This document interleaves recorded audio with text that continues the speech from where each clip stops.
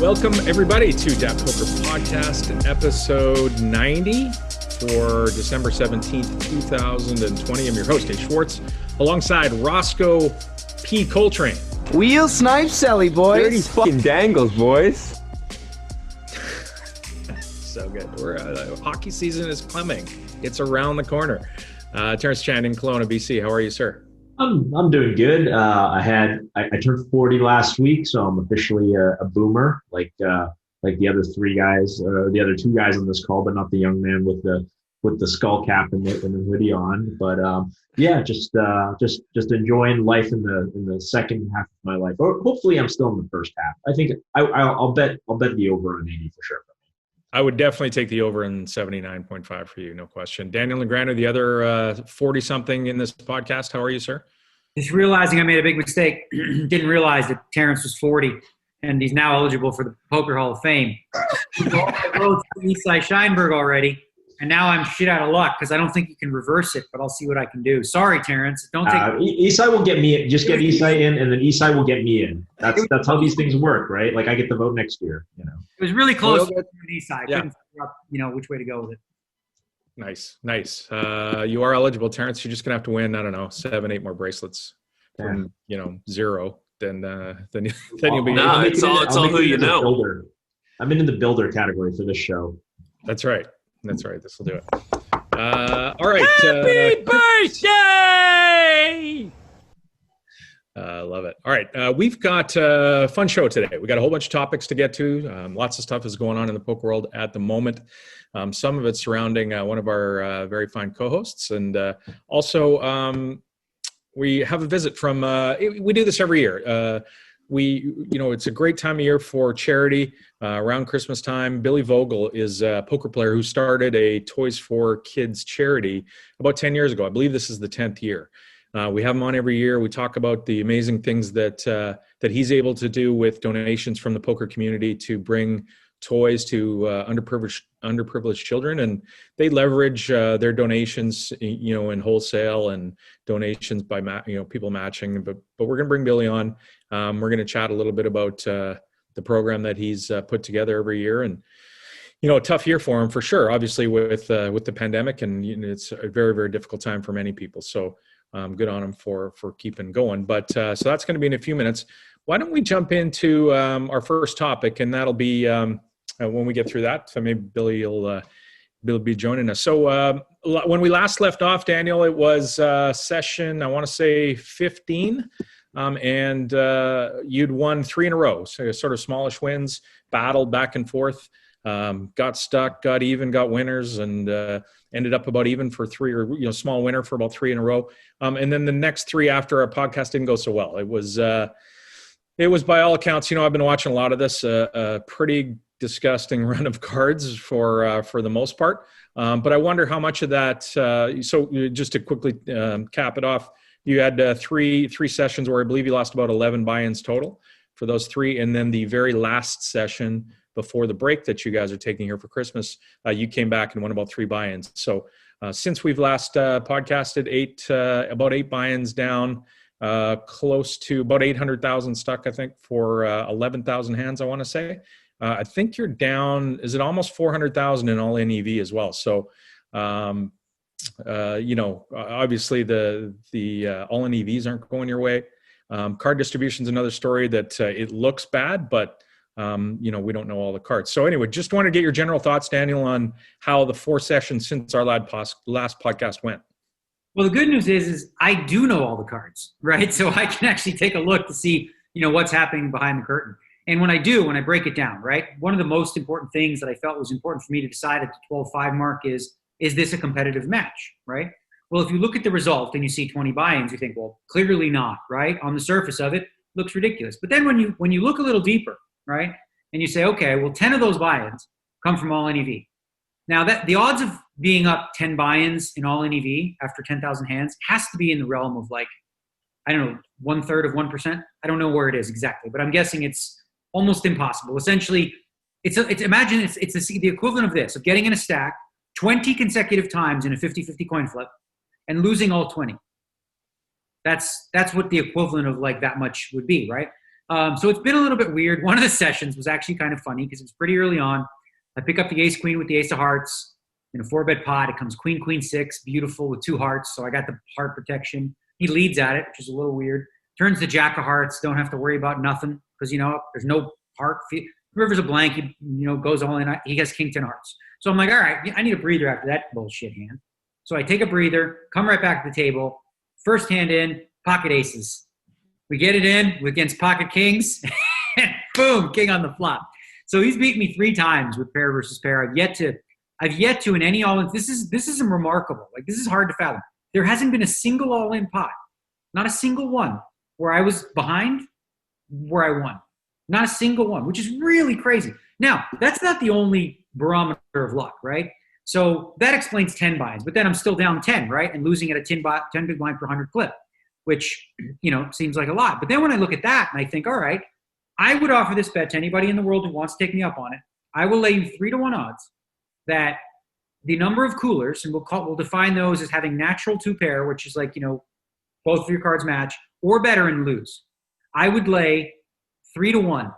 I would make the bet even, but I would bet it's 3-to-1 in his favor, right? So when you factor that in and you wonder how many buy-ins does that cost me? In these big, when I make kings and 5s and he makes kings and 7s, that's actually happened twice for stacks. So when that happens, when I factor that in, by my estimation, the match is very, very close, right? It's within 5 big blinds either way. When you take away, the luck factor, I know that he's obviously not a fan of me talking about the luck part, but it's just the truth and it's verifiable. All NEV is undeniable, right? That's just like, you don't get to say, like, which is really interesting. He said in his post game, he's winning at a 20 big blind clip, but that's including all NEV. When you factor in how much you're beating somebody for, you don't get to count the all NEV. That's like, you're not beating them for that. That's just money that went in and then whatever happens. So he said in his interview that he thinks he should be winning about 10 to 15 big blinds. And I thought, he must not be calculating this correctly in his mind because he's already winning 10. And now that would be suggesting that he's been unlucky, which is just not possible. It's just not possible. And I can, show that. But anyway, there's no point in hashing that. The reason that's important to me is that, it makes me feel good about continuing the match and hoping the variance goes my way and believing that, if it does go my way, who's to say I can't go on a similar run and actually still win the match despite being pretty stuck. So, obviously there's more places that money is won in a heads-up match than, the stuff we were just talking about. And I wonder if you have any sort of thoughts on, is he picking up a bunch of pots more than you in certain spots or something like that you can kind of look at and go, oh, maybe, we need to change and without giving away too much of how you're looking at the match. I think there's other places too that money's won, and I wonder what's your sort of take on that. Yeah, so we have, to put it mildly, I think we have contrasting styles in a lot of ways. He chooses much larger sizing in a lot of spots. He's overbetting a lot. I'm not overbetting quite as much. So when you see that happen, what you see from like the naked eye as you're watching is you're seeing, well, one guy's winning way more pots and he's coming with these big bombs, right? And you think, man, this guy must be just totally outplaying him. That's not quite how poker works, right? Because let's say, I played against Ross, right? And Ross goes all in every single hand, blind, right? Well, he's going to win all the pots. But he's not going to win money like that, right? So the red line, hands won at showdown, it's one barometer that, Really? Absolutely outclassed. Yeah. That's one barometer that you take into account, right? But no, there's definitely some things he does well. Like he has a, with seemingly balanced overbetting strategy that's very effective for him. I think there's some things that we do well. I think there's some things that, some mistakes he makes. There's mistakes that I make. So they're just different types of mistakes, I think. And the question is which ones are bigger? Because every time, when you look at your review session, you're like, all right, that mistake cost you 2 big blinds. This one cost you 1.5. And like you try to make as little as possible, but we both make significant ones and we're human. So, and also, he's getting better too because he didn't play for a while in the solver era. So what would have not been like exploitative plays that he made back then, which would have been just fine, maybe now against top competition aren't as effective or they're not, rather than exploiting your opponent, you end up maybe exploiting yourself, by default if you're not doing it correctly. So for the fans, it sounds like from the way that you're talking, you can correct me if I'm wrong, that there is it sounds like there's almost a 0% chance that you will quit at 12-5. You're at 11,000 hands already, so you're very, very close to that. You've got some side action on that, so you're kind of reverse incentivized to not, but you're incentivized to continue based on these side bets because you're going to automatically lose any side bets you have if you quit at 12-5 unless some miracle happens. It sounds like you'll continue all the way forward to 25,000 hands. At least, yeah. I mean, it feels that way. At least. Yeah, at least. So this has been really, really like a crazy run for the first 10,000 hands, and like I said, I feel like the match is quite close. I really do, and I think that the gap, if there is a gap, continues to close as time goes on, as I improve and gain more experience. Remains to be seen. He can also improve as well. But I don't have plans. As I said, at the 12-5 mark, for me, what mattered most is do I feel competitive? And again, as I mentioned, as I illustrated the reasons why, I think I could easily make 10 buy-ins is all in EV. They count for the bet and they count for everything. They're real, but they don't count in terms of what's happening in the match. So then the other 10, I have to ask myself, do I feel like I'm running roughly 10 buy-ins below where I should be in a lot of these cooler spots? And I think so. So the fact that I think it's close will have me continue for another 12-5, and I'm really enjoying playing heads up. So, I don't see why I wouldn't make offer a rematch on this one if, whether I win or lose. Obviously if I win, I have to give the guy a rematch, but if I'm, if I lose, I unless, something crazy happens in the last half of the match, I could see myself, whether I'm playing him or playing somebody else. I'm going to keep playing heads up. I really like it. Yeah, how are you finding the mental aspect of this, Daniel? Obviously, I saw that you mentioned that you took a break when you lost to that ace queen hand. But yeah, when the beats just come boom, boom, boom, and we're not playing for $100 stacks here. So I wonder, how you're finding that, and what is it compared to what you thought it was going to be like as far as the mental challenge? Yeah, that's probably the part where I'm most proud. After the ace queen and the aces kings, right? I could have just quit right then and been like, I got this too much.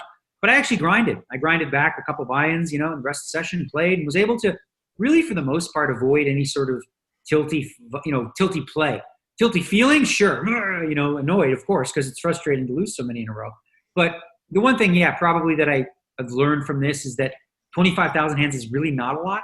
I thought it was a lot, but it really doesn't. It's not a lot at all. And that if two players are even within 5 big blinds each way, the winner is going to be the one who's luckier in a match like that. And I didn't think that was true. I thought, the better player would win almost all the time. And it's just, now I can see why, that's not the case. What was the other part of the question that you asked me? Because I was going in a different direction. Well, I do have a question sort of related to Adam's. Do you have any sort of mental coach or somebody that you talk to, not from the poker specific side? What do you sort of do in this aspect?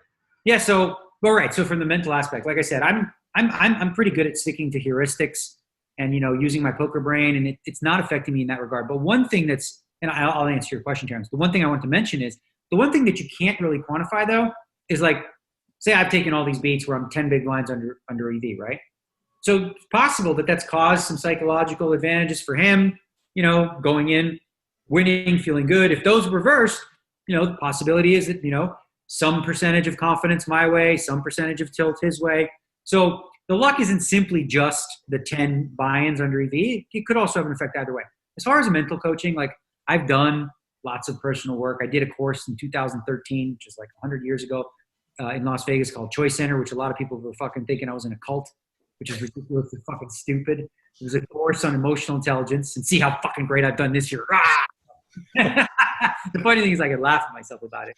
I've always found, for me, the process of venting works. Phil Hellmuth, you see him do that.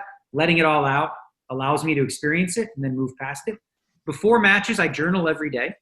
I journal before and after the match, just thoughts about things I want to be doing, where my head space is at, this kind of thing. And I also meditate before the matches. I'll do a short 10 to 15 meditation, get my head clear. In that last session, as you mentioned, I just thought, okay, this session just started. Just got brutally beat in the 4-bet pot. You take a breather before before my head starts spinning.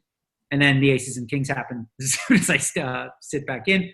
But I was able to just bear down, thinking of the long run, just I'm focusing on so many things, right? In terms of how to, execute a strategy, that I don't have a lot of time to I don't do any tilty calls. There's no like, fuck it, I'm just going to raise here. It's all based in theory. It's all based on some specific heuristic or something. Yeah, as somebody who was watching the match when that happened, Daniel, I got to say, for me, I would think back to my days and, playing a lot of shorthanded Omaha Ilo split. One of the things you can do in shorthanded 08 is get super aggressive, and it's not going to hurt you a ton. And so my tilt was, 2 or 3-handed. If I took some sick ones, here comes the raise button, boys, and we're going to flip coins for a bunch. We're going to get to the river and flip coins kind of thing most of the time. But watching your match, I was thinking, okay, well, here's a spot where Daniel's going to completely shift style, right? I mean, you're talking about the way that you both have this sort of style about how you're approaching this. And I thought, okay, well, Daniel's going to turn around here and press the raise button a whole bunch. And you didn't deviate at all. And that's the thing that I noticed for sure watching those matches. Like you didn't tilt playing, you might yell and scream or whatever, to vent, but there didn't look to be like any tilt in your play. No, again, that's one of the things I'm, was very proud of, is the fact that I was able to, just continue to execute my strategy. Like there was really no, I mean, you feel the frustration, I'm an emotional human being, right? But then I'm like, I feel it. And then I'm like, all right, what do you do here? What do you got to do here? He's just bet 4 times the pot. You have a pretty good hand. Let's go through the process, try to figure out if this is supposed to be a call or not.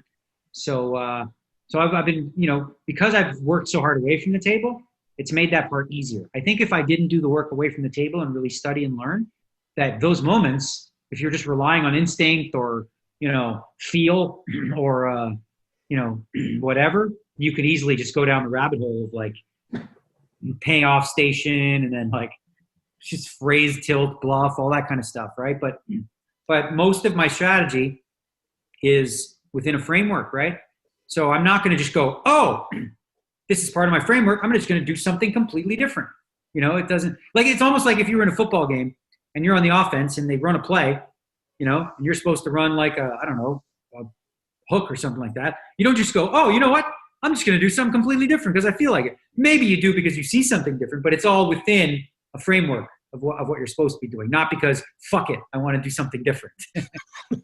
What's the schedule like now going forward as far as getting back into the matches here and getting these 25,000 hands in? So we had a little bit of a break this week, partly because of the main event, which I played. And then he had his birthday, I think his girlfriend's birthday also this week. So we're going to play on the 21st and the 23rd. And then you got Christmas. And we were supposed to play the 28th and the 30th. He just let me know today, or he asked if we could skip the one on the 30th. He's got some issues he's got to take care of. So it'll only be, looks like, the 21st, the 23rd, and the 28th for January. And then, or for December, end of the year. And then, but, because there's only 3 sessions, we'll probably go longer. I've been a lot more comfortable playing, 4 hours versus 2. All right. Billy Vogel is now going to join us here for toysforkidscharity.com. Billy, welcome to the DAT Poker Podcast.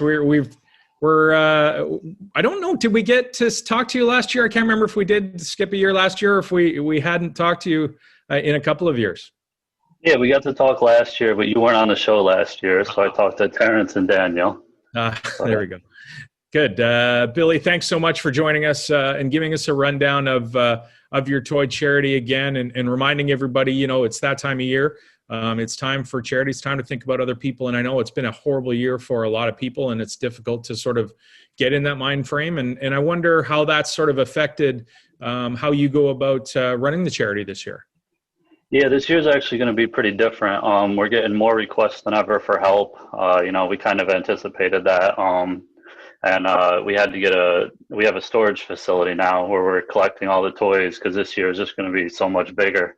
Our actual event tomorrow, our Winter Wonderland event that we have every year in Atlantic City, it's usually, a day full of games and rides and, every kid gets to leave with a toy for free that we supplied. And this year it's going to be a little different. The mayor decided that the best way to still do the event is to make it a drive-up event. So the cars, they're going to block off a section of Atlantic City. The cars are going to wait in line. And then all the families that were given a wristband, they'll pull up to Santa, talk to him for a little bit. We'll cut the wristband, give them a toy.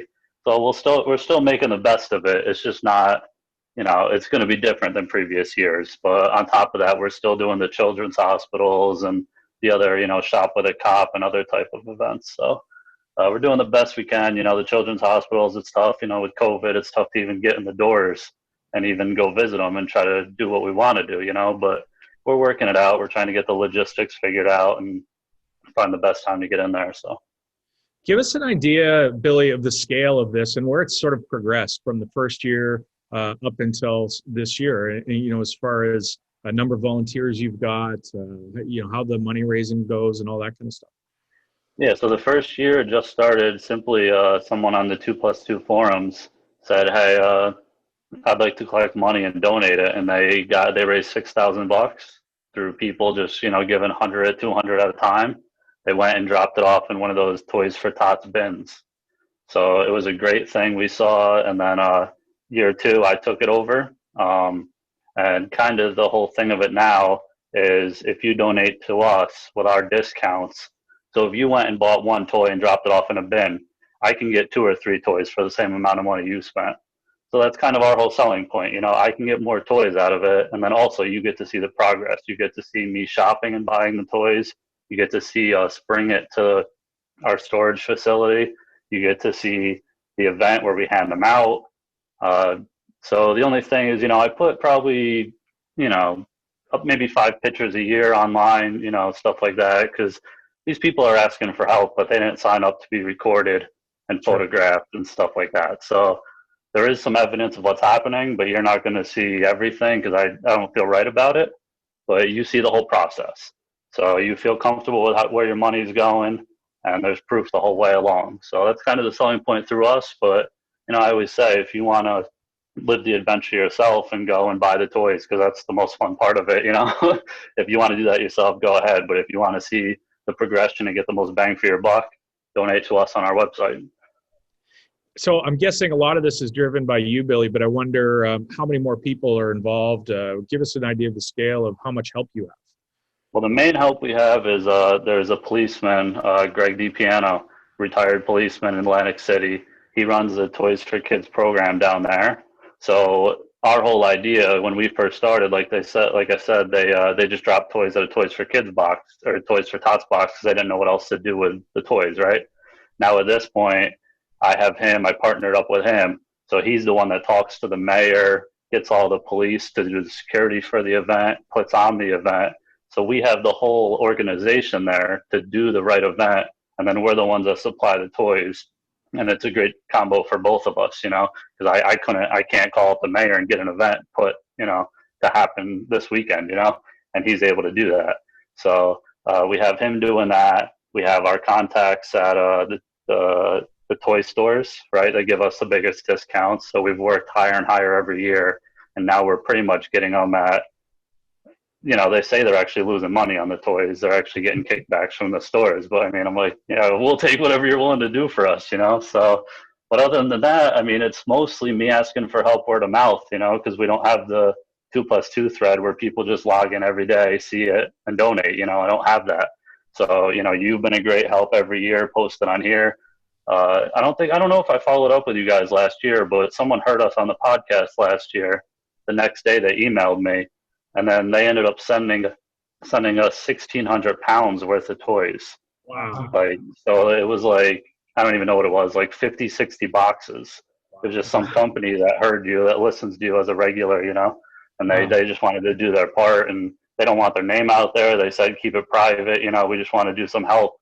And I messaged them last week because we're actually struggling a little bit to get toys for older kids. And I said, hey, is there any chance you can do anything again? And they're sending us another shipment of wireless speakers and headsets and stuff like that. So, this stuff, it all works. I just have to, get people that are willing to help. And, guys like you and Joe Stapleton and, Scott Blumstein and people, Asher Kniff, people that have been to events that can vouch for it always help. And then, just friends that are willing to put their name on it and, say they vouch for me and know me, it always helps. We always get donations every time someone's willing to post. So I appreciate this. I did want to wonder about that because, you're a guy who's, been in the Atlantic City scene industry for a long time and people sort of know you from there. And I was wondering how much of the the ground game comes from, you know, actually being at casinos from time to time, being in card rooms, which is something I imagine you haven't been able to do this much this winter time. But so you've, you know, has that always been a big part of it, or has it mostly been like online and through the 2+2 and all the other avenues and podcasts and stuff like that you do? Yeah, I mean, we've tried everything, but honestly, you know, I didn't want to wear it because I felt a little corny, but we had these patches, you know, toysforkids.com patches that we tried out a couple of years ago. And I was handing them out to people at Borgata, and people were like, oh, what's that? You know, and, you know, obviously what they're supposed to do, but I was surprised that the traction actually picked up, and we got a bunch of donations out of those. You know, you just put them on the right people that know me and either have been to the event or know me, and they can like speak about it and give like a real explanation of what it is. And it just always brought in a bunch of donations. So, you know, people would throw us, you know, black chips or whatever at the table. You know, it wasn't like super organized or anything. They're just like, oh, it's a great idea. Here you go. You know, but put it, separate it, put it in my bag, and, you know, add it to the collection, you know, and then I would go buy the toys. So That's pretty standard for poker. right. Exactly. Yeah. I got a question for you, Billy, because I imagine this year, you know, with COVID and a lot of people not having, you know, enough income to buy kids toys, the demand is higher. Do you have like specific children in mind? Or and I also wanted to commend you too for making the best of it with the event, with the drive up. You know, just right. Got to do, right? But I'm wondering, like, are you noticing like a higher demand here because more people are in need?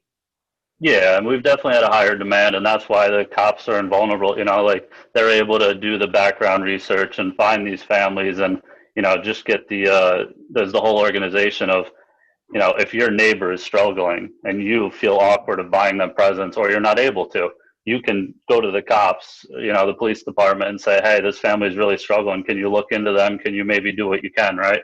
So we got that kind of set up. We also have, you know, churches and teachers, you know, nominating families too. And it's just like, I couldn't do that. I couldn't do the background work myself, right? So that's why this is such a game changer, being able to team up with them, is they're able to look through these families and get it to the right people.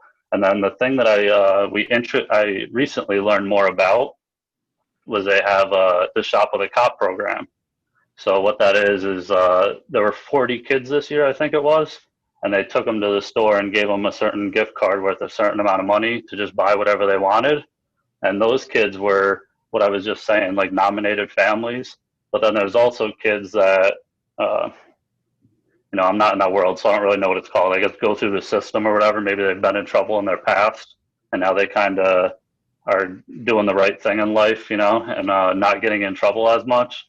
So there's also that type of thing where once, you know, they can try to help kids that have gone the wrong way and try to show them the good of the police department and what they're able to do also. So, yeah, I mean, the numbers are amazing. The requests are insane, but, you know, just trying to add and do what we can, you know.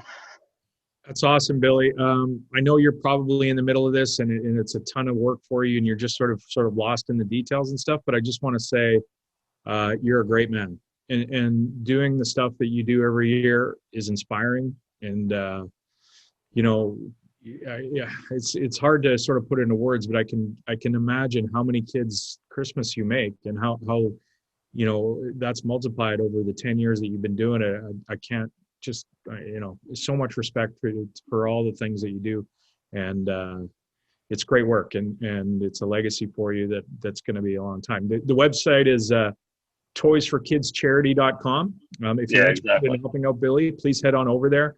There's a couple of ways to donate. Online, you can jump in with is it Venmo and something else, Billy? Yeah, Venmo and PayPal are generally the easiest ways. Yeah. Yeah. Fantastic, again, work, and thank you so much for giving us the opportunity to help you and help do some good in a tough year. Really, really appreciate that. Thank you so much. All right, Billy, thanks. We'll talk to you again next year. Good luck. Yeah. Good luck, man. It's just awesome, guys. I mean, wow, like, you know, you don't often get a chance to do, or a man doesn't get a chance to do some great stuff as often as Billy does, and that he's taken on. That is pretty fantastic. So if you can help at all, head on over to Toys for Kids Charity. Is that toys for with the word for the word for TOYSFOR Kids Charity right there? Yeah. All right, there we go. Yeah, it's good. I mean, it's always, it never, not fails to surprise me, but it always impresses me the sort of the philanthropy in our community where we're basically all just hustlers trying to take each other's money in some way. I mean, like, at heart, that's kind of what we all are. We say, like, Daniel's more into competition stuff these days, but that's because you're already rich. I mean, we all sort of had that at least at some point in our careers, just trying to get that hustle. But at the end of the day, the poker community has always been very philanthropic as basically as long as I've been in the game. It's always good to see guys like Billy, like, obviously, like he gets the reward of seeing the smiles on the kids' faces too, and then just all the people who do so much good in poker. Obviously, this time of year we'd be remiss not to mention Dan Smith and the Double Up Drive, always trying to do effective giving, I think is what they call it. So yeah, we do that stuff is live. So yeah, this time of year, if you've been one of the people that's been fortunate enough to have a good 2020, then yeah, you've got, you can support the stuff that makes our community look good too. And or if you own any Bitcoin the last couple of days. Or if you exactly, but then you have to you can convert a little bit into US dollars, and everybody wants to hodl now. That's right. All right, let's move on to the World Series of Poker. Real quick, because I'm going to Toys. I think I spelled Toys for Kids wrong 14 times, but I went several times and it's coming up not good. Just type it into Google and click the link. Oh, it's toysforkidscharity.com. See? Yeah. So that's kind of important. Yeah, we should make sure everybody knows that. It's toysforkidscharity.com. Ross will put it in the show description. Yeah, I'll put it in the YouTube and everything. And also the YouTube. Maybe even a visual Wait a minute, man. overlaid the No. Toys for Kids, like with the word for FOR, right? I'm gonna paste it into the chat for you. How's that? Yeah. There you go. There. That's the spelling. What the hell did that? All right. I'm 40, but the old man with the computer. All right, I got it. Okay. Got it. There we go. Congratulations. All right, let's move on. The World Series of Poker held a $10,000, well, is in the middle of holding a $10,000 main event for 2020. We talked about it a lot on previous shows. It's a hybrid online live event, and we went over the different ways that you could try and win this main event this year, and it's 10K buy-in, obviously.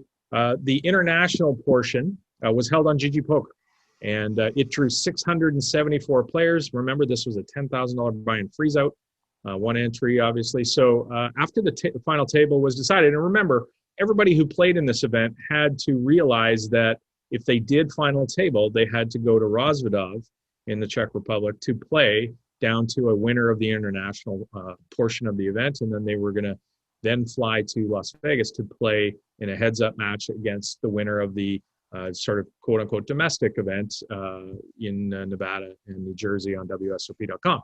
So, we thought, hey, the GG Poker event is going to kind of blow away the number of people that are going to play in the domestic event on WSOP.com.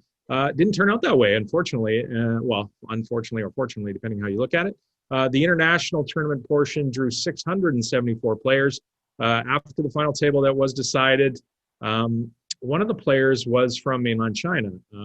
Peiyun Sun decided not to fly to Rozvadov to play in the event, which is a bit strange. I'm not sure why you would jump in and play a 10K freeze out if you weren't going to, see the thing through. But he decided COVID reasons or not 100% sure which.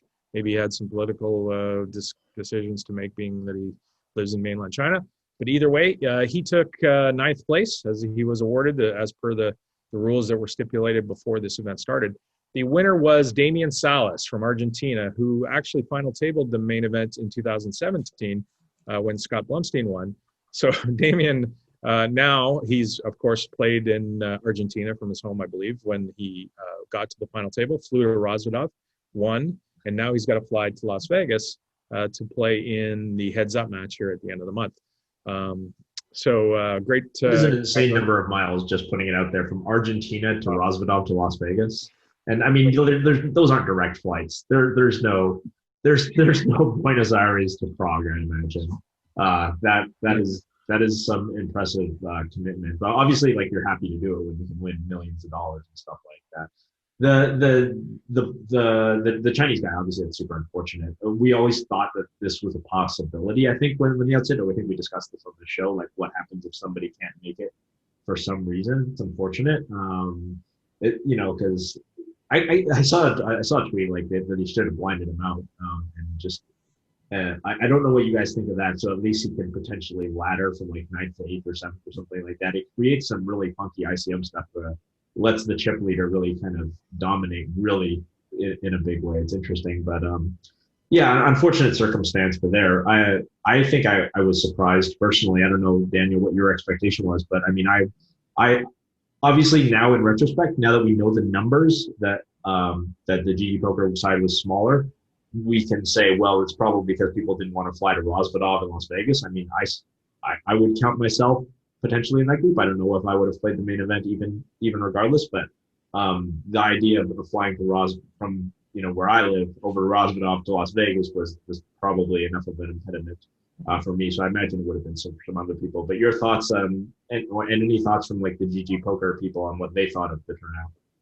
Yeah, no, I was definitely surprised. And I mean, there is a silver lining here because one of my major concerns was, you have somebody who won a field that was 4,000 players.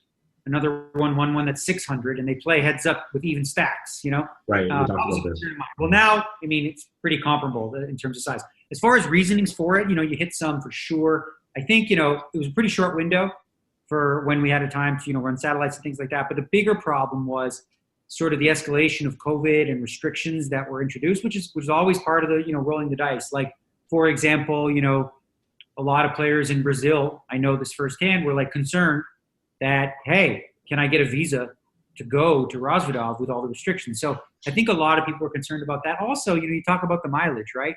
Like, I would have loved to play on GG, right? I would have preferred playing on GG. But the problem with that is, okay, I fly to Mexico, right? Make the final table, I got to fly to Rosvadov, and then I got to fly all the way back, right? So, I mean, listen, it's one of those things, like, obviously not comparing it to the great work that Billy Vogel does, but like, he made the best of a weird situation, and he's doing the best with the drive-ups. And I think that's what we had to do this year for sports, for a lot of different things. And, they did the best they can to make it, fun and interesting. And we didn't get to see we're not going to get to see a live stream final table of each. And I think that's going to maybe make for some good TV when they can package it, because I think that's much more digestible for the viewing audience to have packaged shows, much like we saw the debut of High Stakes Poker. Are you guys all caught up? Yeah. Well, no. I'm surprised though. This didn't stream live, right? The final 9 or Rosvadov, or did? Nope. They're not going. They didn't stream the final 9 there, and they're not going to be streaming the one for real. What they will be doing is putting them into packaged shows. That's really surprising. What's the logic behind that decision? Well, I think first and foremost, I mean, I don't know for sure, but I think the quality of packaged shows is just better. And, there's a little bit more unpredictability with live TV. Not like they're overrun by too much programming now. I mean, basketball will be back, but that's it, And yeah, it seems like a good opportunity. That's why I'm really surprised by that. I mean, let's be honest, guys. Let's be honest. When you think back to the greatest World Series of Poker events, television-wise, they weren't the live ones, right? They were the ones back in the day when they still draw. Like even here in 2019, even in 2019, people were still watching the main event. Like we watched the main event. Most people, sure. People like watching the main event live. But I would say that, and you can still do a package show later. It doesn't, like, doing the live show doesn't mean you can't do a package show. Right? I think Adam's bringing up a good point though, because like when we think of the mystique of the World Series of Poker, right? It did. The world is different now than from when like Greg Raymer and Moneymaker won, because today when that happens in July, people know the very next day because of Twitter and social media. Back then, the winner was decided in July. People are watching in September, October, going like, I wonder who won. They don't even know, right? So obviously we don't live in that world, but that sort of anticipation and build up, that can only be done like ESPN's done it for so many years, is better served when you don't already have like a big spectacle live stream final table. And I think the live stream final table, it's just logistically difficult. And for mainstream people, it's just, we love poker, right? I love poker, but poker's like hours of sheer boredom and moments of sheer terror. Someone's described it that way, right? If you can if you can cut out all the boredom and the tanking and everything like that, put together an exciting wham bam show like High Stakes Poker After Dark is doing, then I think you're better served. You're going to get better ratings overall, because we have seen the ratings dip for the main event year after year since, frankly, we've gone to the live shows. I want to say this too. I like Lon and Norm better in the pre-produced shows because they have time. Remember how this is done, right? Back in the day when it wasn't shown live, they jump in a studio. They've watched the hour that they're just about to commentate through. They have time to sort of pick out some funny situations and make some fun of people and laugh and joke. And it just comes off better than when it's done live. I think for those two specific. Well, almost everybody is, right? So like when I did commentary briefly back in the day for poker, like you get handed sheets that tell you what's going to happen. They tell you like, oh, this player is going to say something funny at 4:07. And that that's like your cue to shut up. And then like we're going to intro the player profile on this guy and, on Marcel Lusker or whatever. And then we'll talk about that after. Like you have documents that are going to walk you through like, what's the next hand we're going to watch? What's the interesting thing we're going to do? So of course it comes off better. I'm just saying like one doesn't really preclude the other. Like obviously like I think Lon and Norm specifically are going to be way better for that because, they're going to crack the jokes. They're going to walk the average person through it. But whereas when you have, the Nick Schulmans on there, you want this to be live. Like you want this to be interesting. Like when a guy folds like ace 5 offsuit from the big blind to a middle position raise, like you want Nick Schulman there. Like just saying like that's not an interesting hand, but that's when you want Nick Schulman there, not Lon and Norm. So I kind of think that there's an opportunity to do the live and sort of to Daniel's point, saying like there's no such thing as spoiler free television or news in 2020. Like, give the Twitch stream for the people who want to watch live and the prepackaged stream for the people who don't really care and are going to watch it 3 months from now. They don't have their Google alert set for who won the WSOP Main Event final table. Let's put the show out there for them. But I mean, these things cost money. So I imagine at the end of the day, they probably just don't think the ratings are worth how much it costs to run the shows, I guess. Well, I think you bring up a very, very good point about prepackaged versus live in terms of commentary. And I can say this is actually leads right into a story about Joe Stapleton, right? And I've always found Joe Stapleton to be a real funny guy. So we were having the show for Poker Stars called The Big Game. And I was like, all right, well, let's have Stapes audition for this show. He'll be great. Good color commentary, right? Well, the audition was watch some poker and tell jokes and, do that in live format. And, this is before Stapes has done, hours and hours of EPC Live or whatnot. And he didn't do so good, right? Because he's not a poker expert. He was like a comedian guy. But like in order to do comedy or to write it well, you need time to write these jokes. So they didn't pick him. They said, no, Stapes, we're going to go a different direction, which was Bart Hansen at the time. And I love Bart Hansen. I think he's been a true champion in the way he handled the fact that I said, I think Stapes deserves another chance. So this time, Stapes was given the tapes, given the DVDs, had a week to come back and say, all right, now do it live. Now he has his jokes. Now he has his timing right and everything like that. And it was much better. So yeah, the issue with, and you're right, like Norman Chad is in a similar vein. He's a comedian, right? And, for the live show, it's just going to be more difficult to, especially for that many hours, to have fresh material because you can't prepare for something funny that's about to happen, right? Like we saw with Nick Schulman is the best, period, because Nick and Ali, there was a scene where Phil Hellmuth was playing Antonio heads up on the heads up duel, and Phil like literally started eating some like candy, like chocolate, and then a bite of a burger, and the reaction that Nick Schulman had in Ali in the moment was fucking hilarious. Like I died laughing watching this. They're like this, they were cracking up, right? And it was so genuine. So it's a different skill set to be able to be funny, really good live versus packaged. And there's nobody in the world that can hold a candle to Nick Schulman on all accounts, because Nick is also the best at talking about high-level concepts in a very, digestible way, and he's fucking hilarious, right? Like he should do the main event by himself or with Ali every year, and it would be improved for the live portion anyway. My stomach is hungry. That's why I folded the ace king. Might be the best call. His triple, the triple draw, the Bryce Yockey triple draw hand might be like one of the best calls in poker history, honestly. Yeah, when he had to try and explain to people how bad of a beat that was fantastic.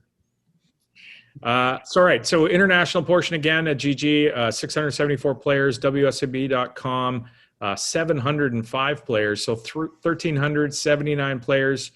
I know you guys talked a little bit about, the reasons, but do you think this is also a big success for WSOP.com? 705 players in a 10K? Like, we can talk, it was difficult and for international players to fly over the world, but how about 705 players in a 10K on or a WSOP. site that really doesn't run like big buy-in MTTs at all outside of June and July typically, right? Like, yeah, I mean that's I would have had the under on that number, especially like you expect the Las Vegas grinders to play, the ones that can afford 10K and then the ones that get in satellites.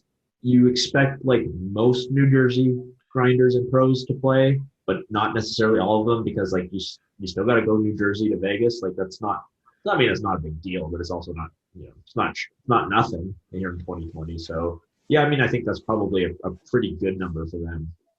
Yeah, I think that's above expectation for sure. I think WSOP's actually been getting a ton of attention. Obviously, Chance is playing against Phil Galfond on the platform.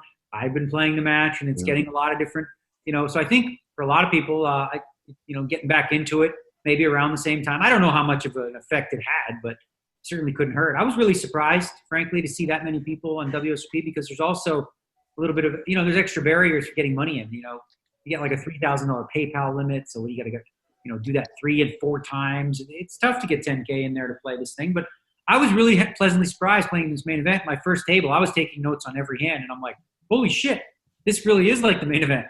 People are bad. I had some real like next level donkeys at my table, They were super bad, and I was like, wow, this really is the main. I'm like, where did these people get 10,000 to put online, and where? So was the structure the same? Do you start like 300 big blinds deep and that kind of thing? Yeah, you started 300 big blinds deep. It was 30-minute levels. I ended up I made the money. I cashed like 92nd place. It was supposed to go till midnight. It went 2 days. So the structure was pretty slow. I mean, I don't like online structures in general versus live because I feel like they take it to the extreme where, like, I get it. You can use any chip amount you want because it's all like played in blind. So you can do levels of 1,400, 2,800, 1,450, 2,900. I get you can do that, but I think that reminds me of Tex Morgan, who was really mad at me for not liking his system. He had a tournament system that he put together years ago called Tears, Tears. And it was essentially this idea. Yeah. The very slow-moving structure. You started really, really deep, right? And it's like you play 1020, 1530, 2040, 2550. So it's just like hours and hours of doing nothing. And then you get to the final table and it's like, whee, total crapshoot, right? So, I've always found that tournaments that do have some big jumps actually helps create more play later. So even jumps that go from like 200, 400 to like 400, 800, you're like, holy shit, put your seatbelts on. This next level is going to be, some carnage, right? But then you see a bunch of people bust and there's not as many short stacks that can hack it, and you have some deeper play for late stages. So, I'm not as big of a fan, but it worked. It worked. I guess it works when you have 30-minute levels, but it felt like a main event-ish kind of thing. I mean, I was playing it like I was playing the main event. I had 2 hands that I tweeted and I put them on Instagram. First one, this happened within 10 minutes. I get 2 jacks. I raise under the gun. The player under the gun +1 min re-raises me, and then the cutoff re-raises. So I'm like, all right, I fold. Ace, king against queens. Then 10 minutes later, not even, I get jacks under the gun again. I raise. Player under the gun +1 goes all in for pretty close to my stack. And the big blind, who I didn't know at the time, was Upesh Silva, who's, at the final table and is, kind of an aggressive player. He goes all in too. So I'm like, shit, I had 20 big blinds. I folded the jacks. If I knew it was him, if I knew it was Pesh near the bubble, probably going to get in with the jacks. As it turned out, the one player at ace king, he had 2 9s. The flop was a king and a 9, so I was dead. But I would have hit runner straight and won a big pot. As it turned out, I ended up being like a wuss. And I actually, the last 41 hands of the tournament, 41, I counted them because you can. I did not drag a chip and unceremoniously missed a royal flush draw and was out the door. But you cashed, right? You min cashed? I did cash. Yeah, I cashed 92nd place. It paid like. You don't get to collect a bracelet bet though. No, I did not. No. All right. One of the things that the poker world is talking about this week was the return of, speaking of pre-produced television, the GOAT poker television of all time, High Stakes Poker, went off the air, 9 years ago or something like that? Daniel, you were a big part of that, obviously. So the return, and Poker Go, it's hosted on Poker Go in the Poker Go studios. And Poker Go tweeted out a sort of a teaser video early in the week, and I watched it. And for some reason, I had no idea that AJ Benza was back with Kaplan. I thought it would be, some of the regular announcers that would be doing it, but no, it was Benza and Kaplan again. And that made my day. Like, I was just like, oh my God, this is great. I can't wait to watch this. And it was, the lineup, it was six-handed. The episode 1 has dropped on Poker Go. It was JRB, Nick Petrangelo, Tom Dwan, Rick Solomon, Bryn Kenny, and retired Major League Baseball player Michael Schwimmer, who was a pitcher in the majors. Was sort of the recreational player in the bunch. I mean, how does Nikki P, who does Nikki P, pay off to get that money? I'm sorry. Got Brandon Steven in there. Yeah. Oh, Brandon Steven too, right, yeah. He was seven-handed, yeah. Yeah, seven-handed. So, like the rest of the poker community, I watched this and couldn't wait to watch it. And it lived up to everything. And I don't know, okay, we've seen these players in other formats. We've seen cash games, we've seen it. And for some reason, in the high stakes poker format, when you've got the branding and you've got Benza, what is it about high stakes poker that just makes it so great? Terrence, did you watch? You watched it, obviously. I did not watch this. But. All right. Well, I say you will for next week. I will. I'll do my homework. Well, here's the thing. What you watched before these cash game shows, you watched the live stream. You watched live stream mostly. So this is a cash game where it's edited, and it's edited in such a way where they combine the banter, they combine the jokes from Gabe Kaplan, who has a chance to do it, running them off AJ Benza. You're literally making a highlight reel of a beginning, middle, and an end to an episode, and that's exactly what it was. It was a story, and it was just, if you watch, you'll see a Terrence spoiler, but it's a story of this baseball player who comes in there. And he's the one that's pushing the action. And Tom Dwan, 8 years later, Tom Dwan's the elder statesman who's knitting it up a little bit here and there. Who's folding sevens pre-flop and King Jack and stuff like that. So really fascinating. It was only episode 1. You got Rick Solomon in there with the action. You got JRB. So you have characters. You have the right. This is the way poker, and I've been saying it for years since we've been doing this podcast, that packaged shows are the way to bring back the fan. And the way that they're releasing it, 1 per week, it's appointment television again, except for Terrence, clearly. Everyone watched it. Now we all talk about, did you see that hand? Did you see this? Did you see that? And each week we'll, look forward to that. And it's good for the poker community for it to roll out that way. And I'm a big fan of it versus live streams. I don't know. I know the younger generation can sit there and watch Twitch for 10 hours of video games and shit. I don't have the attention span to watch people play poker for 8 hours. So I like my 45-minute bit of all the best stuff, packaged really well, with great commentary, good table banter. It was exactly what we expected, and it's not better. I'll watch it on the road next week. I've never felt this much shame for not watching poker. I've never felt. Not like you're the host of a poker show that we were probably going to talk about, and 8-year hiatus of the greatest show ever. But Terrence was busy watching some guy freaking do some sort of grip to hold his neck on Saturday night and make him fucking strangle. Hey. So cold. 2 Saturdays ago. Terrence, it was pretty wild, yeah. You go to box and you feel shame, Terrence. All right. Well, here's the thing, though. The poker wasn't even that great. There wasn't any super cool hands or anything like that. But what I've come to realize watching this hour was JRB is one of the best to have at a table because he's hilarious in little subtle ways. He's such a great, people rib him for being terrible. He takes it. He doesn't get, defensive. He doesn't seem to have an ego about that kind of stuff. And he's hilarious. And I guess it comes from being at the table with these guys for so long, being familiar. These are all sort of people that he plays a lot of poker with. But there was one particular one where the baseball player sort of, I think, min-raised Tom or something, or made a play at Tom, and Tom folded. And as soon as Tom's cards are out of his hand, JRB looks at him and goes, "Man, you're lucky that wasn't 7 years ago, because Tom would have just emptied the clip on you, and you would have had to fold whatever hand that is." Just little things there was an epic thing that happened in this. The professional Bryn Kenny, right? Bryn Kenny, the professional, up against the amateur baseball player in the same hand. Oh, right. Turn 3 times. He checked the flop out of turn. He checked the turn out of turn. And he checked the river out of turn. And then and then they asked him, because they asked Bryn, Bryn is a hot guy. And they're like, someone asked him, how baked are you? He's high as a kite. He's like, no, actually, I'm not.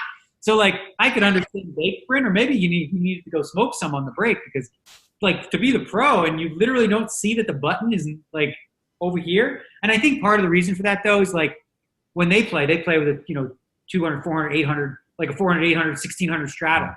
Sometimes you're like, oh shit, you kind of lose track where the button's at. But 3 times, and he didn't even realize it by the river, and he checked out a turn again. Crazy. Yeah, and Schwimmer's like, I was completely confused that entire hand. I don't know what happened. It was funny. Anyway, so yeah, go check it out. Fantastic television again, and I'm so happy Benza and Kaplan are back. Great TV. And I don't think we have a bonus code or anything for Poker Go, but oh wait, we do actually. We do have a bonus code. It is. I don't really care. I don't even know anymore. Bonus codes. I don't know. Daniel. I don't try Daniel. See if it still works. I don't even know.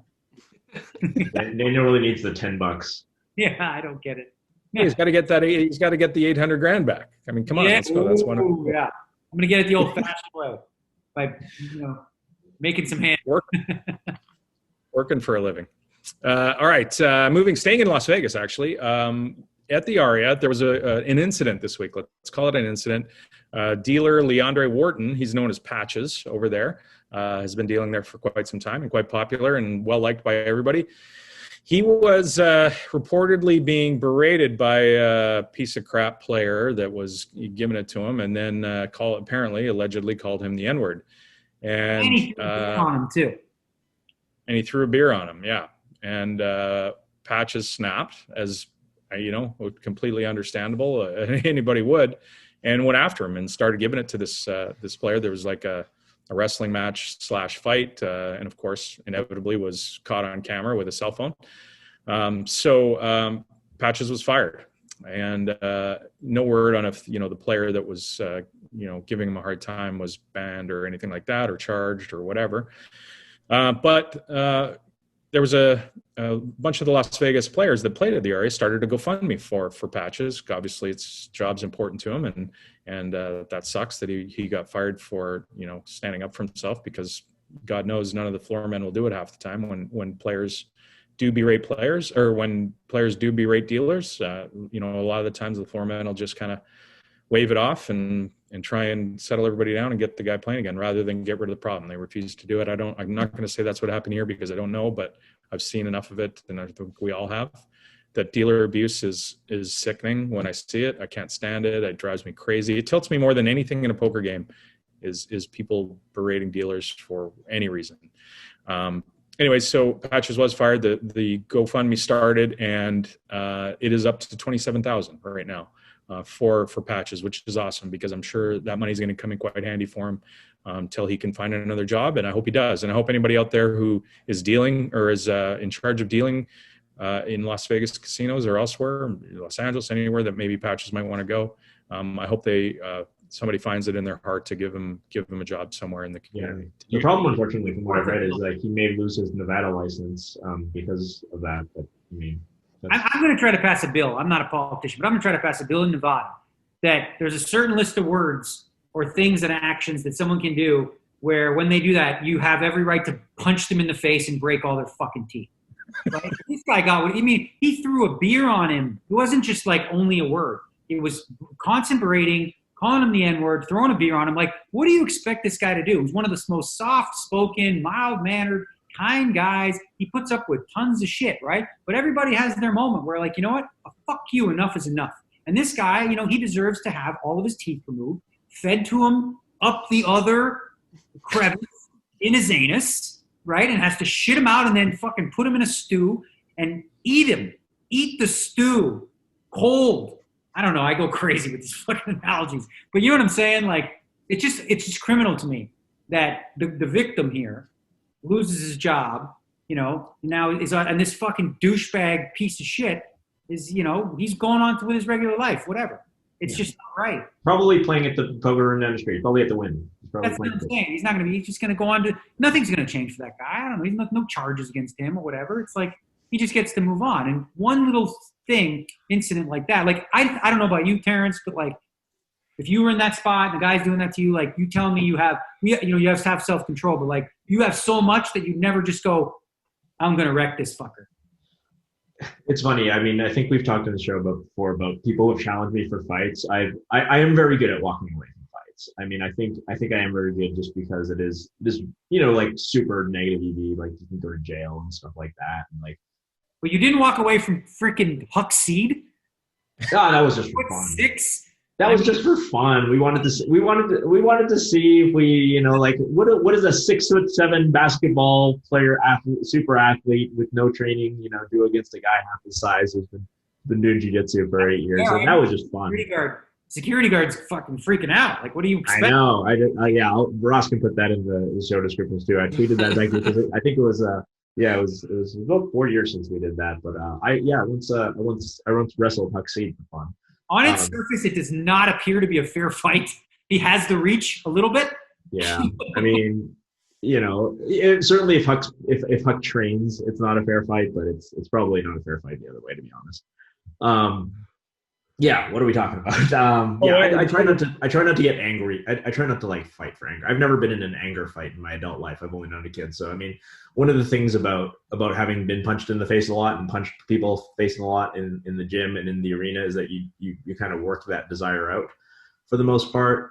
But yeah, I mean, this is such a different case. Like I don't know what it's like to go through, like, as a poker dealer subject to abuse. I don't know what it's like to go through life as an African-American man in the United States, subject to the level of abuse that entails. And so I certainly don't profess to know what I would do if I was an African-American man who was a poker dealer doing his job and had a beer thrown on me and called a racial slur. I mean, I can't say that I wouldn't have knocked his fucking teeth out either. So, I mean, I like to think maybe I would have some self-control.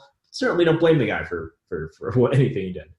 It's something, Terrence, I'm trying to remember back to a hockey game we were at where there was a fight broken out right in front of us. I've broken up way more in fights than I mean, like I said, I've never been in a fight.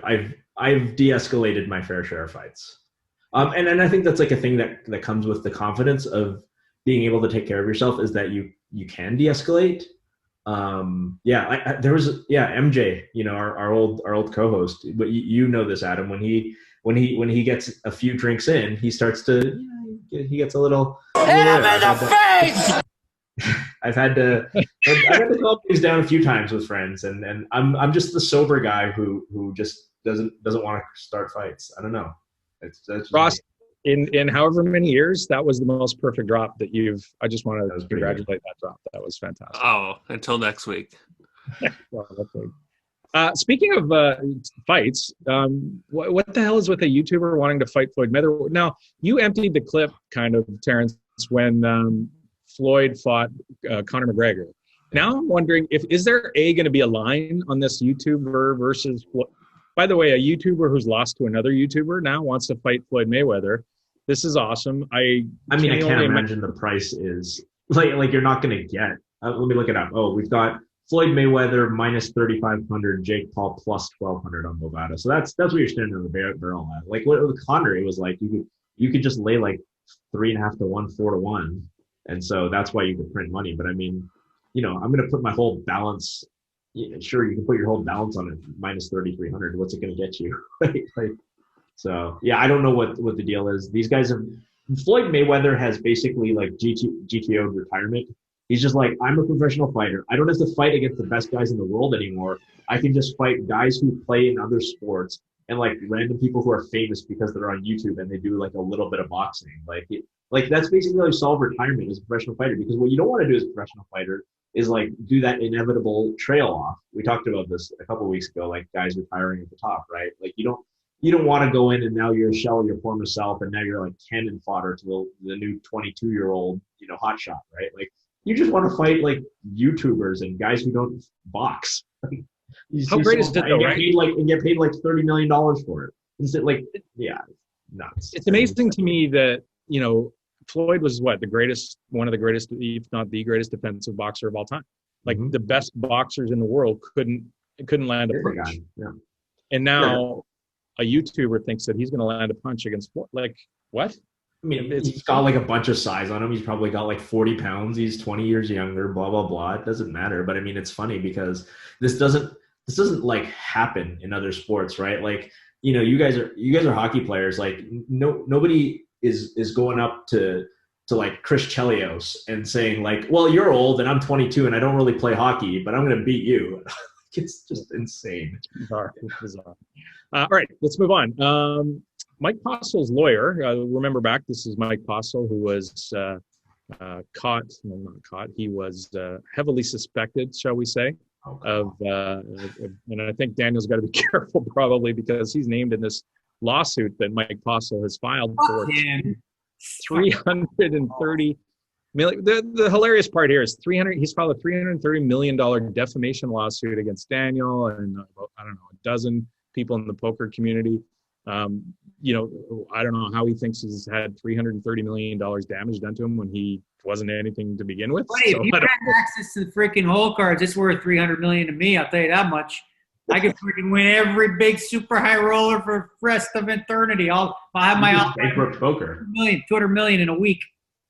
So he filed the $330 million lawsuit, and his lawyers have promptly fired him, which is unsurprising to say the least. You know, given that he's who he is, and I think the lawyer said he has failed to comply with the written agreement between the firm and the client, and communication has otherwise ceased between the client and the attorney. So they have removed themselves. So it seems the lawyers were like, at this point, we're going to exercise the term drawing dead, and we will no longer waste our time with a knucklehead who actually had the cojones. And you got to respect it. You got to respect it, right?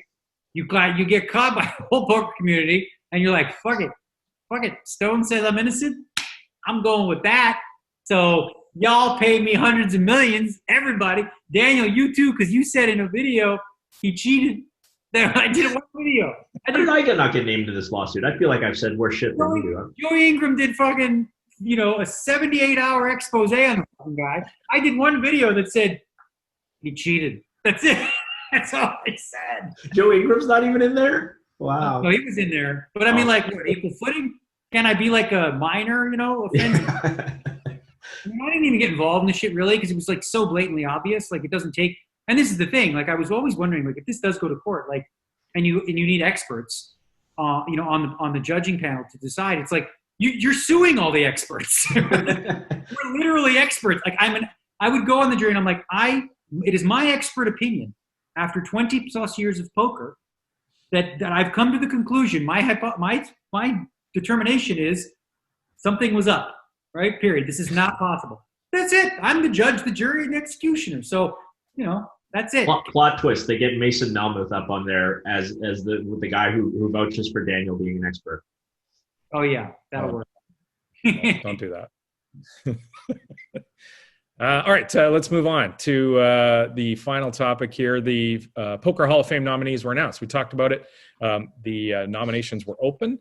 And the Hall of Fame people in charge of the Hall of Fame released the names of the nominees that were selected. So let's go through them here. First of all, obviously, the conditions are a player must have played against acknowledged top competition, be a minimum of 40 years old. Terrence, you now qualify at the time of nomination, play for high stakes, played consistently well, gaining the respect of peers, stood the test of time, or for non-players, contributed to the overall growth and success of the game with indelible positive and lasting results.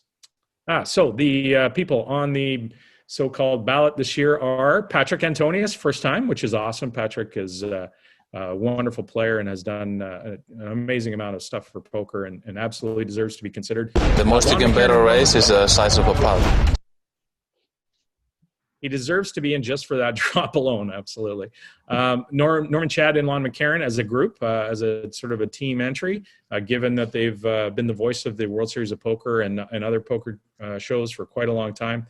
Absolutely, as a builder, sort of, if there is a builder category, those guys are absolutely should be. Sometimes it's just great to watch. No, we had that. Ellie Lesra, who's been nominated before. Ellie, obviously a high-stakes player for quite a long period of time. Antonio Esfandiari, winner of the One Drop and several other tournaments, bracelets, etc. Chris Ferguson, who, you know, if we talked about it last week, if you're talking about poker accomplishments on their own, probably absolutely deserves to be in the consideration. Ted Forrest, a long-time grinder and fantastic personality in poker, as well as Mike Matusow. same category, sort of overall character grower of the game. Matt Savage is on again as, in quote unquote builder category. Absolutely deserves consideration and in my opinion should be in there already. And Huckleberry Seed, of course, main event champion and all around awesome dude, Huckleberry Seed. And Isai Scheinberg, dun, dun, dun, dun, was included. Shit, it happened. It happened. Isai, you thought I was going to get to the end of the list and not say Isai, right? No. I thought it. No, I'm shocked it happened. You and I have only been advocating for this since 2012. I found a tweet from 2013 that I wrote that was like, "Why isn't Isai Scheinberg in Poker Hall of Fame?" So awesome that Isai was finally nominated, and the World Series of Poker didn't sort of sift out all the people that wanted to have Isai in there for quite some time. Daniel, your thoughts on that list? Well, Isai's got at least 10 votes because I made my votes today and I gave all of them to Isai Scheinberg. And I think when you think about a builder category, the idea that a builder category doesn't have his name essentially lambasted on it. When you think of not only what he created, what he did with stars, but also when he came to the rescue. There's another name on that list that wouldn't be on that list if it wasn't for Isai Scheinberg, and that's Chris Ferguson, because when Full Tilt had literally no more outs left, the poker world was sitting there, $800 million of people's bankrolls. Some people, their entire, all their money was like tied up in this Full Tilt account. Who came to the rescue at the last hour? Isai Scheinberg. He did so. He's provided opportunities. He was a great boss to me, and I know, Terrence would echo the same sentiment. The innovations, when you think of building the game from Moneymaker era on, Stars was at the forefront of that while he was at the helm.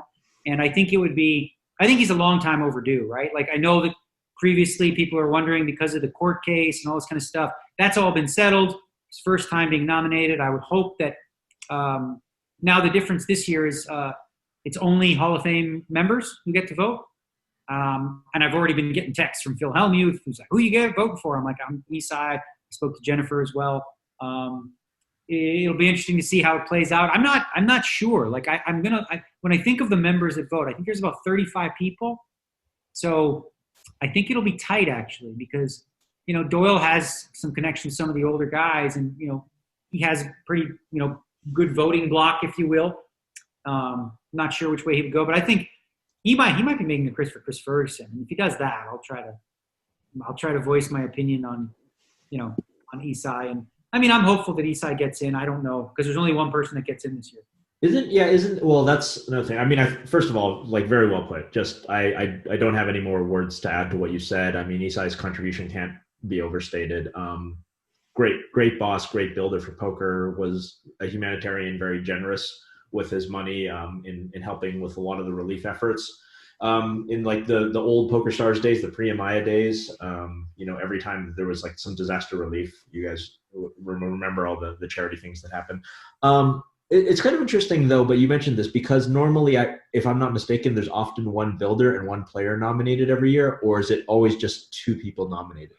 Two people. They don't do it by that. I actually think I had some significant changes I would have liked to see into the Hall of Fame, and one of those would be two players every year, and then every third year, specific builder category, like only for builders. So that year you would have three people go in. Because it is hard. I mean, like it's for me, I think Matt Savage is certainly worthy. We've advocated for him. Like, he's done a lot for poker. Lon McCarron, Norman Chad, like, have done a lot of for poker, like by far the most recognizable voices when it comes to the mainstream. Like, there's some builders here that are really worth nomination, and obviously the players also, like really high skill level players who were, many of them who were successful a long time. Like we talked about, Chris Ferguson, his poker resume is tremendous. Like, his tournament poker resume, especially in the World Series of Poker, is tremendous. But I can't possibly think of anybody who on this list who comes close to overall what they've done for the game than Isai Scheinberg. And I mean, I don't want to go on for too long about this. We've done it on previous shows. Really, really, really just hoping that he gets in and that chapter is closed, because it wasn't, in my opinion, a legitimate Poker Hall of Fame without him. Agreed. All right, let's move on to some tweets. You're going surfing on the internet. So you got the hit him in the face like you can drop it on a dime, and you got to search for the tweets. I'm deep in the bowels of the board here. I gotta get back a few pages to find. He even had like the Lon McCarron one super ready too. Yeah. Daniel, the first tweet I had in here was something you tweeted, and it was a follow-up to, I think, a discussion you were having. And I thought it was an interesting tweet. And you said there's $5 in the pot, and your opponent bets $2 million all in on the river into a $5 pot. The board's ace, king, 8, 4, 4, and you have aces. You have the second nuts. Obviously, 4, 4 is the nuts. Would you call or fold against a player you know nothing about? Was there any more context in this, Daniel, or was it a guy bets all the time or something like that? There was 3 questions that I asked, okay, to see if there was a discrepancy and a difference. The first question was, as you stated, but it was against a player who goes all in every single time on the river, right? So you know his range is infinite. He can have any 2 cards.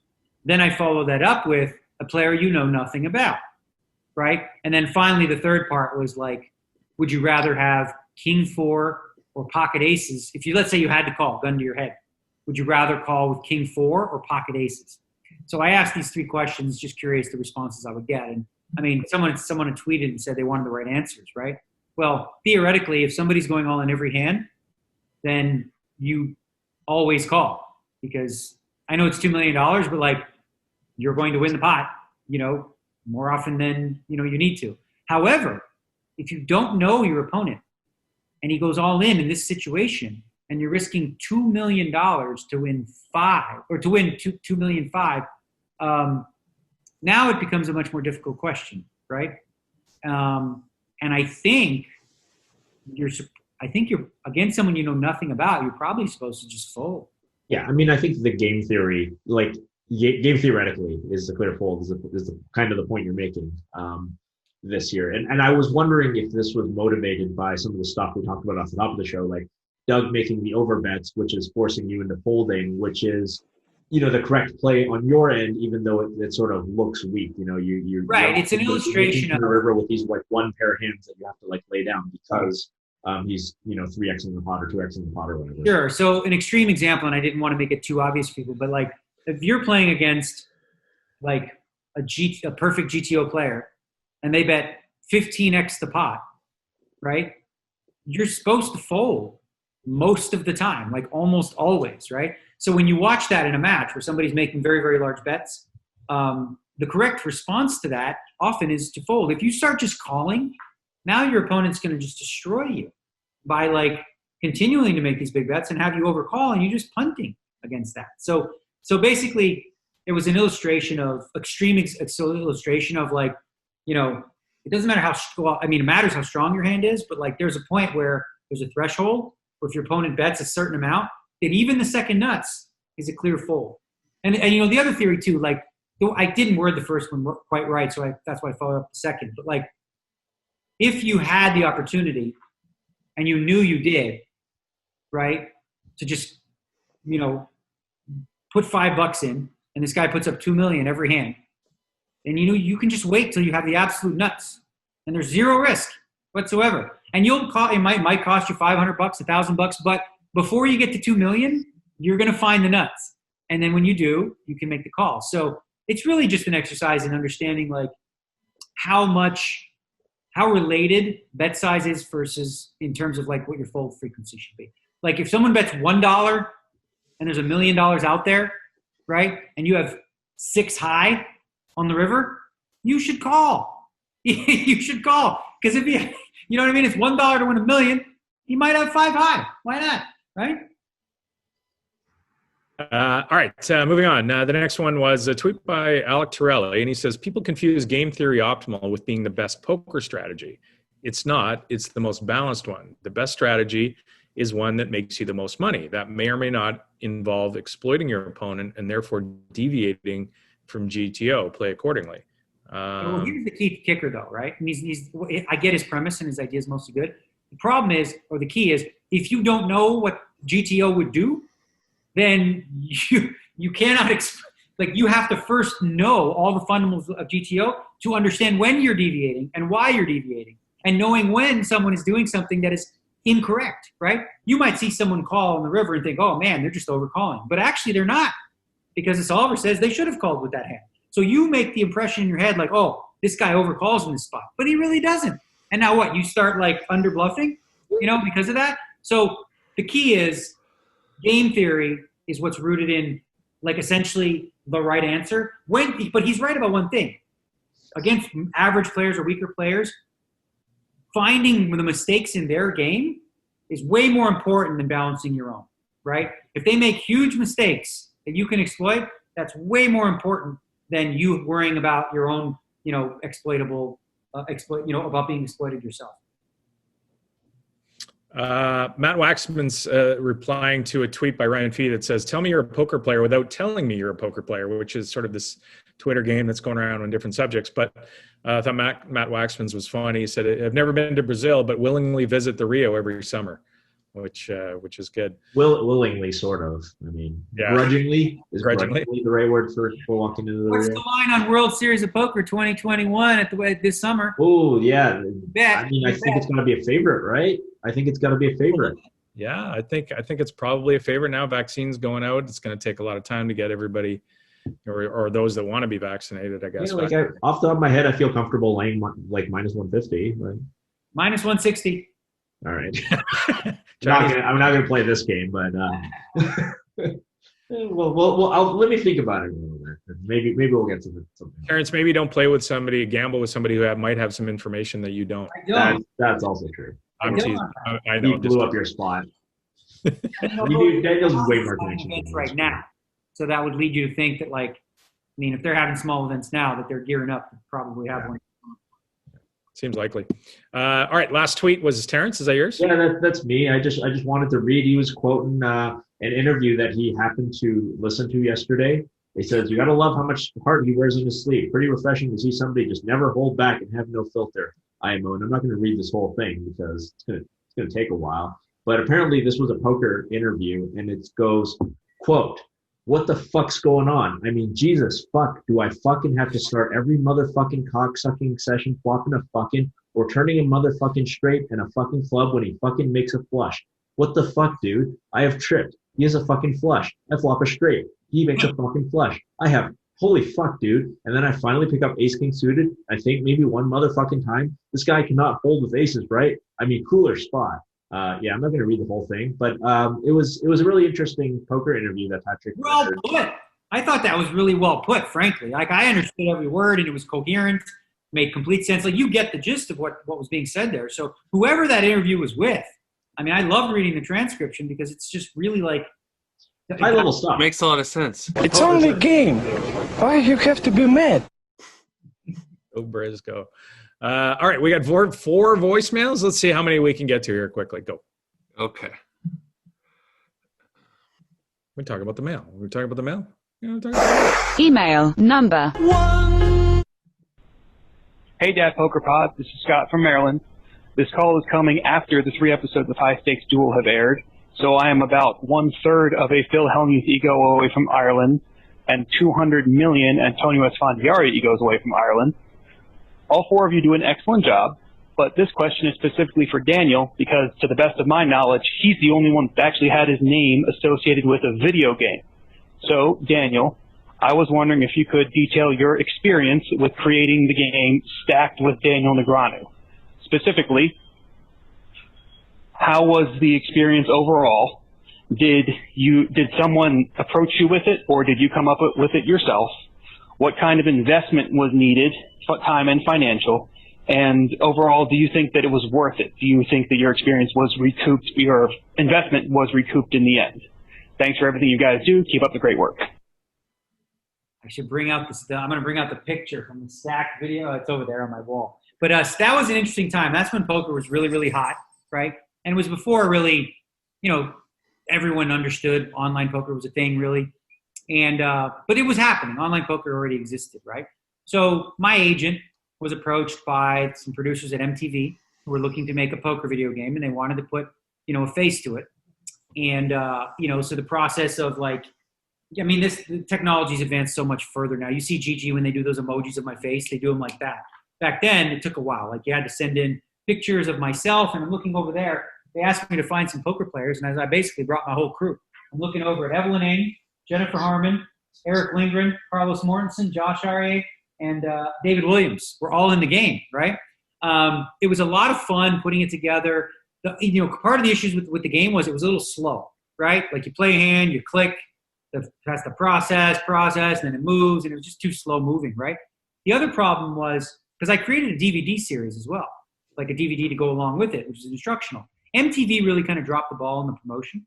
But I do remember going to whatever the gaming expo was, a huge gaming expo, where we were putting the game, and Stacked was on the cover of the magazine there. So it was like a pretty big deal, to have that. The experience was fun to sort of enter into that world and, be involved in a mainstream product.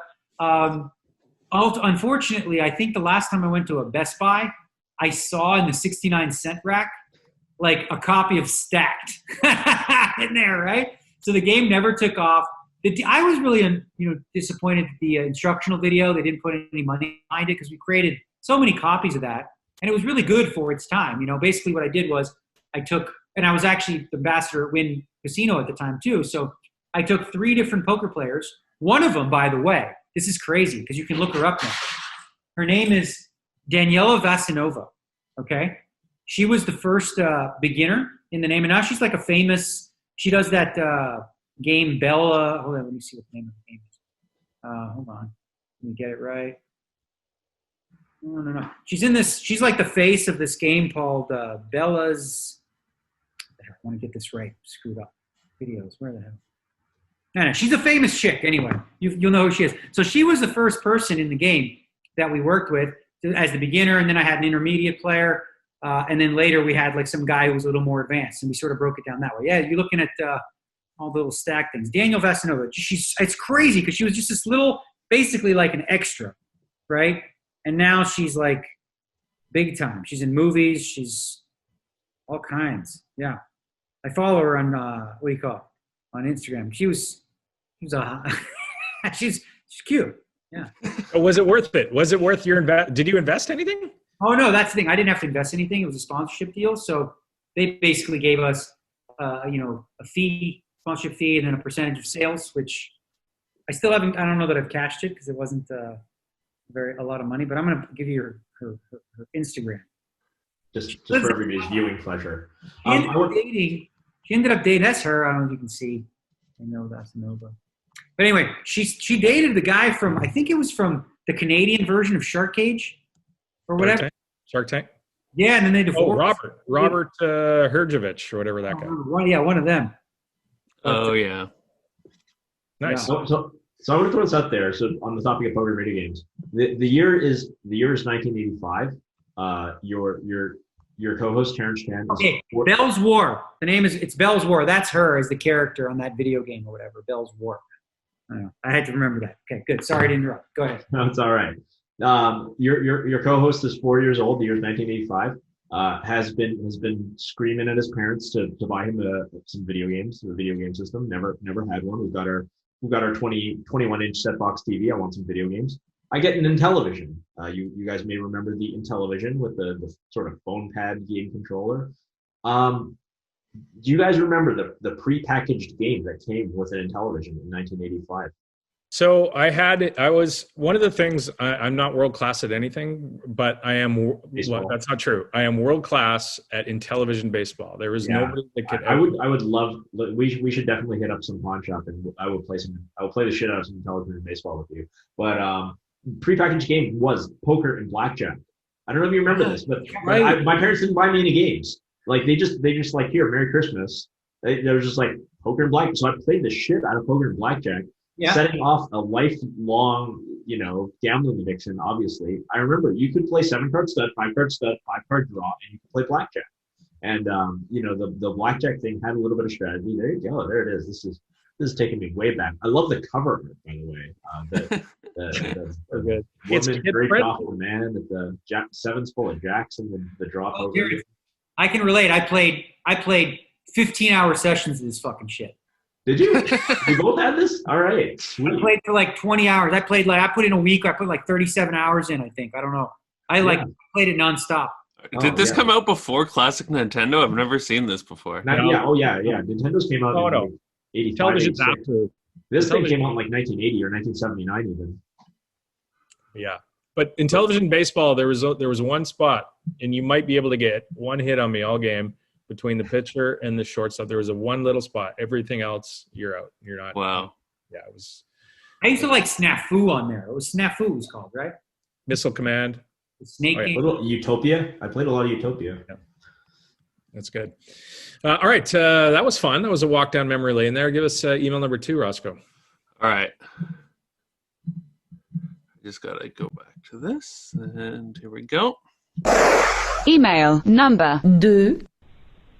Hey guys, it's Ari from Sydney, Australia, and I just wanted to call in because I listen to your show on Spotify while I'm driving, and at the end of every year, Spotify gives you like a little rundown of what you listen to and how much time you spent listening to songs and podcasts, and so it told me, which I was kind of surprised by, that I listened to 2,000 minutes of you guys talking about poker. So I just wanted to call up and say thank you for the great work you've done this year. Obviously not an easy year for anyone, but I appreciate it. And I would like to give a special shout out to I feel like the most underappreciated member on the team. His name isn't even in the title, Ross. I think he does a great job. And I just wanted to give him a little shout out with all the social media stuff he does.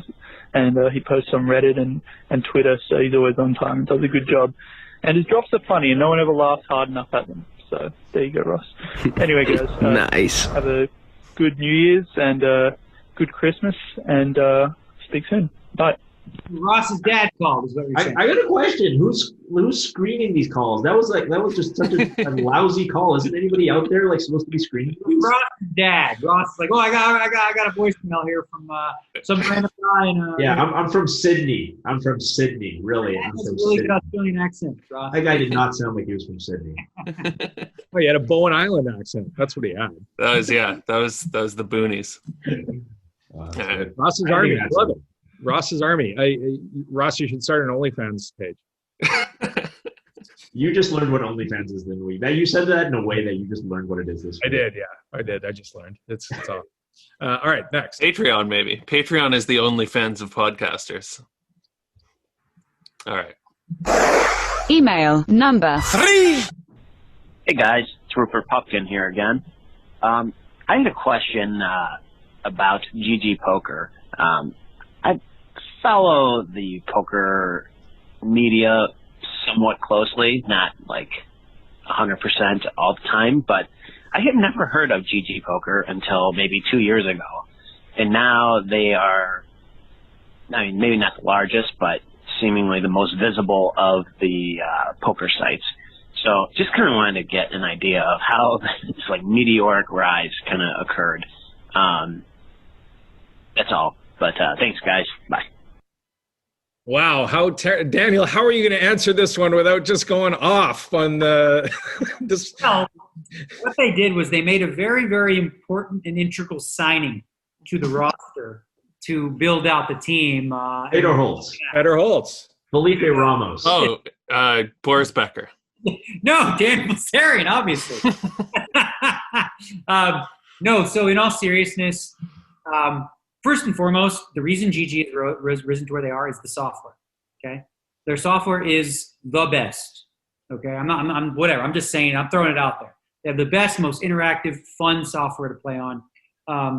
They'd already built out like a good following without really much marketing. So the missing piece for them, as you mentioned, you'd never heard of them, right? Well, like, what's one of the best ways to get out the word that you're an online poker site and you're putting up these huge guarantees and promotions and all this kind of stuff? Well, they worked with me, and I helped to build out like a marketing team to some degree in terms of, well, really hiring one key person who we trusted to build out a lot of it and really kind of start from scratch. It was a lot of fun for me to take a company that was like an upstart, right? Because I'd been with Stars for 12 years, right? So the wheels were already moving. There wasn't much for me to do in that regard. But with this, it's been great, and ever since, we've put the right people in place, and then we've made the right kind of relationships. We have, for the most part, we have good relationships with a lot of different entities. And one of those is the World Series of Poker, right?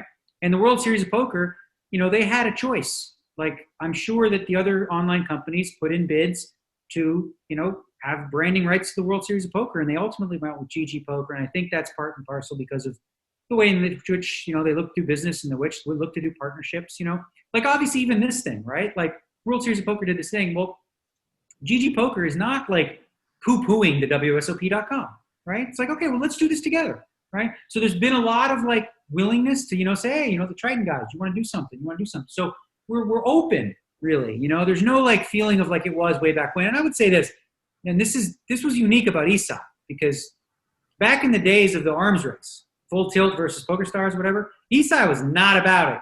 He was not about sharing. He was not about sharing is caring, right? So like, you know, Stars Pros played on one show, Full Tilt players played on other shows, and it was always a negotiation and a fight to sort of have any crossover. And, you know, that worked for its time because it was a, you know, equal arms race. But, you know, GG, the new kid on the block, we've looked to really kind of open up opportunity and really take chances. Honestly, having the, for lack of a better term, I'm just going to go with guts.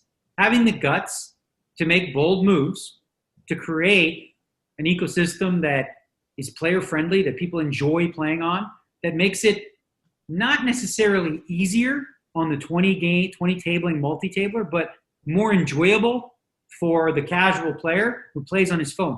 Frankly, when I came on, 80% of the players on GG Poker played on a phone or a tablet. They didn't even own desktops, right? So big market in Asia, a lot of people do that. So that's where they're cutting edge, is the mobile app. Like other ones have them, but they're not as player friendly. So how did they grow? They grew through relationships. We made a really, really good hire in the marketing department. A guy you guys remember from the old days, Wicked Chops, who used to do content in poker, Wicked Chops. And he, you know, we had a great relationship with him, put him in place, and he's hired a great team. He moved to Toronto. We have a base there. There's obviously a group in Korea, and always willing to try new things, as we discussed last week, you know. Do we want to squeeze the last one in? Let's get we can't leave one. Let's go. Let's leave it. Come on. I mean, leave it alone. You, Terrence. It's about you this time. It's not about you, but I guess it's fine to end on it. Yeah. Email number 004. Hit my Jones up on the low. Hey, I think this is the DAT Poker Podcast hotline. I'm calling in reference to the guy that called last time about Donald Trump, the QAnon conspiracy nut job. I just want to say, we're ending with this. Every morning after Daniel Negreanu wakes up and takes his morning shit and has his coffee, he has already done more good for this world than Donald Trump ever has. Fuck Trump. Have a good day, boys. There we go. It was quite a contrast from last week's, right? Where the guy said something about shit, and I wasn't even a kernel of shit in his poop, and now I've done more in the world when I take a poop. A lot of poop theme. I like it. There's a lot of Daniel poop versus Trump poop. Awesome. We'll have fun screening next week's voicemails now that we played that one. These are great. What are you talking about? These are our best voicemails. They're fantastic. We have probably more poop references than testicle references on the show. We do. I agree. All right. That's going to wrap it up. Thanks so much. An extra long show this week. Thanks to you guys for sticking it out. Thanks to you out there for tuning in again. And don't forget to go to toysforkidscharity.com. I just sent them $1,000. So you nice. Go. He just doesn't find the website. Toysforkidscharity.com. Check it out. Thanks to Billy Vogel for joining us, and have a Merry Christmas. If we talk to you before Christmas, seems unlikely, but if we do, we'll talk to you then. But if we don't, have a great Christmas, such as it is. We'll talk to you soon. Bye-bye. Bye.